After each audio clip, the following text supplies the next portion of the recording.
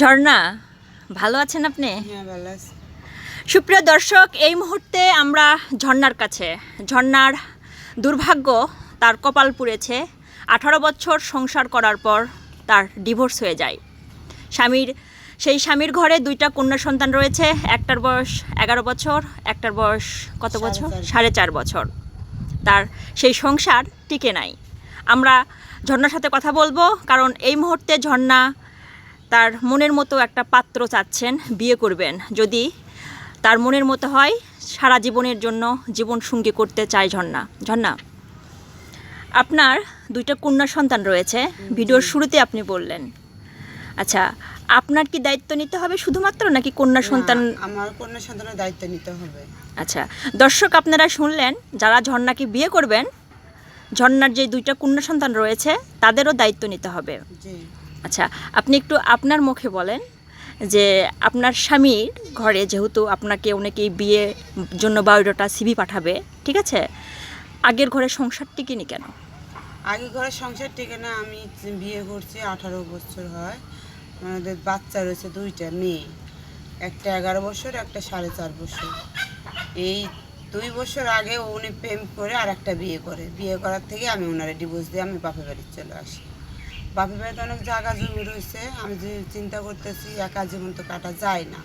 যদি আমি মনোমতো একটা ছেলে পাই, আমি তার জীবন সঙ্গী নিতে পারি, কিন্তু আমার বাচ্চার দায়িত্ব নিতে হবে। আচ্ছা, আপনি কেমন ছেলে চাচ্ছেন? আমি চাচ্ছি তো সংসারী কিংবা চাকরিজীবী, মানে যেরকম হোক। যদি প্রবাসী হয়? সমস্যা নাই। কালো ছেলে, কালো হোক, শ্যামলা হোক, ফর্সা হোক, এতে আমার কোনো সমস্যা নাই, কিন্তু আমার বয়সের সাথে মিলতে হবে। আমার সে যদি বলে আমার টাকা পয়সার লোভে বিয়ে করবো, তা না, কিন্তু আমার সারা জীবন আমার সাথে সংসার করতে হবে। আচ্ছা, ছেলের বয়স কত হতে হবে? ছেলে বয়স 34, 35, 40 হলেও আমার সমস্যা। আপনার বয়স কত? আমার বয়স 33 বছর। 33 বছরের নিচে বিয়ে হলে সমস্যা আছে? সমস্যা আচ্ছা, ওটা পরে আমি ভাবে দেখবো। কিন্তু যদি 28 বছর, 30 বছর এই ধরনের ছেলে? তো তোমার ছোট হয়ে যায়, লোকে বলবে কি যে কেমন দেখা যায়, না একটা খারাপ দেখা যায়। এই জন্য আপনার বয়সের সমমান হতে হবে, অথবা আপনার বয়সের বেশি হতে হবে। আপনার সয় সম্পত্তি কেমন আছে? আমার সম্পত্তি 15-16 বিঘা রয়েছে, ব্যাংকে টাকা রয়েছে, সমস্যা নাই, সব কিছু আছে। মানে আমার কথা যে আমার টাকা পয়সা দেখে না, শুধু আমারে দেখে নিবে। আর আমার মন যদি খুশি হয়, তারে দিয়ে জীবন সঙ্গে আমি কাটতে পারি, সংসার করতে পারি। আমার যতটুকু সম্পত্তি আছে আমি 3 ভাগের 1 ভাগ দিয়ে দিব, কারণ আমার 2টা সন্তান রয়েছে, তাদের জন্য তো কিছু ভবিষ্যতে রাখতে হবে। আচ্ছা, আপনার ভাই বোন নেই? না, আমি একা। আপনি একা? আপনার বাবার অংশের কথাই বললেন আপনি? হ্যাঁ, বাপের বাড়ি থেকে পাইছি।